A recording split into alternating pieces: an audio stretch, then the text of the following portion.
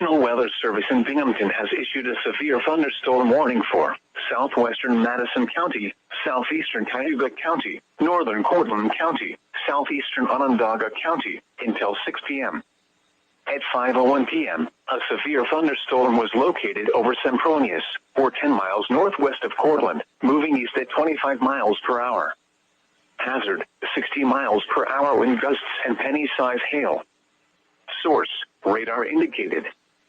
Impact, expects damage to roofs, siding, and trees.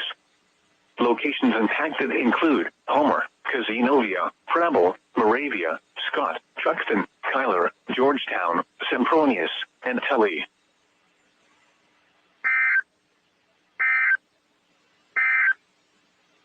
The following is a special